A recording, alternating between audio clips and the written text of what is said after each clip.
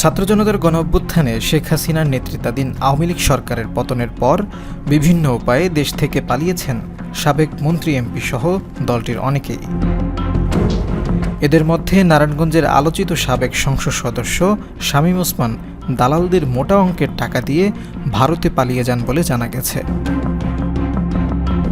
গত ৩ আগস্ট শামীম ওসমান দেশ ছেড়েছেন বলে চাউর হয়েছিল, কিন্তু তিনি সেদিন ধানমন্ডিতে আওয়ামী লীগ সভানেত্রীর কার্যালয়ে দলের সাধারণ সম্পাদক ওবায়দুল কাদেরের সংবাদ সম্মেলনে উপস্থিত হয়ে সাংবাদিকদের জানান তিনি দেশেই আছেন।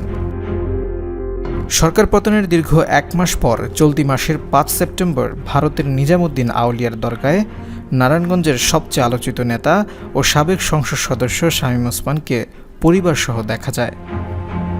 জানা গেছে, সরকার পতনের পর শামীম ওসমান দালালদের সহায়তায় রাতের আধারে বোরকা পরে ভারতে পালিয়ে যান। তিনি এখন ভারতের দিল্লিতে অবস্থান করছেন। স্থানীয় লোকদের সঙ্গে কথা বলে জানা যায়, সাতক্ষীরার কালারোয়া, দেবহাটা, কালীগঞ্জ ও শ্যামনগর উপজেলার সীমান্তের কয়েকটি জায়গায় মানব পাচারের জন্য দালাল চক্রের স্বর্গরাজ্য হিসেবে পরিচিত। স্থল ও জলপথে এসব এলাকা দিয়ে অনেকটা প্রকাশ্যে সীমান্ত পারাপার হয়ে থাকে। স্বাভাবিক সময়ে এসব ঘাট দিয়ে পাসপোর্ট ছাড়া ভারতে যেতে মাথাপিছু ১০ থেকে ৫০ হাজার টাকা খরচ করতে হয়। তবে বর্তমান পরিস্থিতিতে টাকার অঙ্ক বেড়েছে।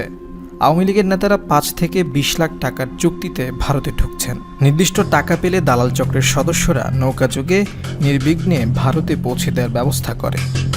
পরে ভারতীয় অংশের দালালরা গোপন পথে শহরে যাওয়ার বাস রুট দেখিয়ে দেয়। কাউকে কাউকে ভারতে গিয়ে মাসিক চুক্তিতে কারো বাসা বাড়িতে নিরাপদে থাকার ব্যবস্থা করে দেওয়া হয়েছে। জানতে চাইলে কালারোয়ার ভাদিয়ালি সীমান্ত এলাকার বাসিন্দা লুৎফর আলী বলেন, সন্ধ্যার পর থেকে এলাকা অরক্ষিত থাকে। এ সময় গাড়িতে করে বহিরাগত অনেকেই আসেন। তাদের কেউ কেউ সীমান্ত পাড়ি দিয়ে ভারতে যাওয়ার চেষ্টা করেন। তবে আওয়ামী লীগের নেতারা এ পথে ভারতে ঢুকছেন জানার পর স্থানীয় বাসিন্দারা সতর্ক অবস্থানে রয়েছেন। সন্দেহভাজন কাউকে দেখলে বিজিবি ক্যাম্পে খবর দেওয়া হচ্ছে।